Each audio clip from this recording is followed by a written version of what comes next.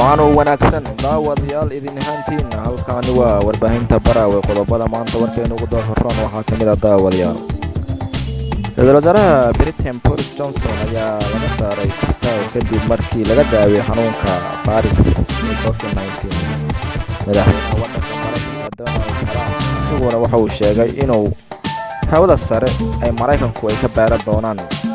macdin dayaxa korkiisa ayna cidna uga daba fadhiisan doonin waxa wada sare laga helayo daawadayaal warkeena intaas in kalaba ku soo dhawaada warkii oo faahfaahsan daawadayaal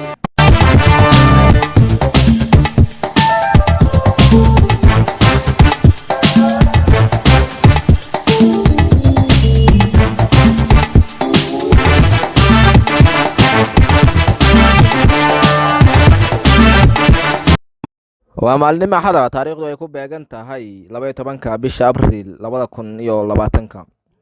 aanu ku bilownay Ra'iisul Wasaaraha Britain Boris Johnson ayaa laga saaray isbitaal ku yaala magaalada London kadib markii laga daaway xanuunka COVID-19 Ra'iisul Wasaaraha durba shaqada kuma laaban doono ayaa lagu yiri qoraal ka soo baxay xafiiska Ra'iisul Wasaaraha Britain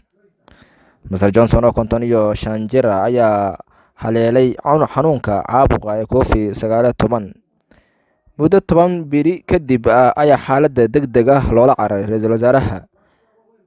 Ingiriiska Boris Johnson isbitaal ku yaala magaalada London Ra'iisul Wasaaraha xaaladiisu aad u soo wanaagsananaysa wuuna ka badbaaday caabuqii haleelay iyadoo maalmihii ugu dambeeyay wadamadaas Yurub iyo Ingiriiska ay xanuunku caabuqa oo ku sii faafayay Ra'iisul Wasaare Boris Johnson ayaa uga mahadceliyay dhaqaatiirtii naftiisa sida wacan ula tacaalay oo daryeel aad u weyn na geliyay si naftiisa u badbaadi lahaayeen Ra'iisul Wasaaraha Britain Boris Johnson maruu ay si hadlaysay xaaskiisa barta Twitter-ka ee qoraal ay soo qortay ay tiray hadda aad ay wanaagsan tahay xaaladayda mar sii horeyso oo la walaayay laakiin aad baan u nasiib badanahay xogayaha arrimaha dibadda Dominic Raab ayaa isaguna kusimaha Ra'iisul Wasaaraha Britain Boris Johnson ayaa la rajeynayaa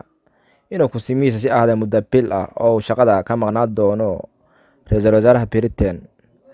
Boris Johnson ayaa ku baaqay wiilkiisa in waqti la siiyo ku nafsado oo naftiisana ku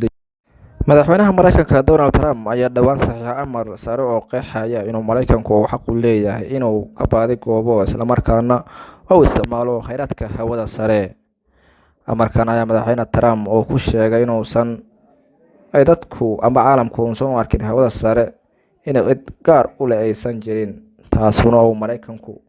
qaybtiisa uu xaq u leeyahay inuuna cidna uuna ka tixgeli doonin kheyraadka hawada sare oo ka raadinayo كورسي هوريسو wakaalada sahminta hawada sare ee NASA ayaa sheegtay in hawada sare waxyaabo badan oo kheyraad ay leedahay madaxweynaha Turkiga Rajab Tayyip Erdogan asaguna koorsii hore soo shalay ayuu wuxuu ku amray wasiirkiisa caafimaadka inuu Soomaaliya qalab degdeg ah loo diro iyadoo Turkigu dalal badan oo caalamka ay u direen qalab iyo daawo iyo waxyaabaha looga gaashaanto cudurka caabuqa ee COVID-19 madaxweynaha Turkiga ayaa amarkaas iyo wasiirkiisa caafimaadka Soomaaliya hadda waxa la sheegay inay soo gaartay qalabka dhaqaatiirta ay u gaashantaan xanuunka iyo daawooyin iyo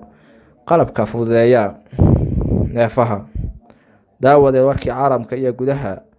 Baraawe News intaas uu ku eg yahay dhinaca farsamada waxaa noo fadhiyo Engineer Saki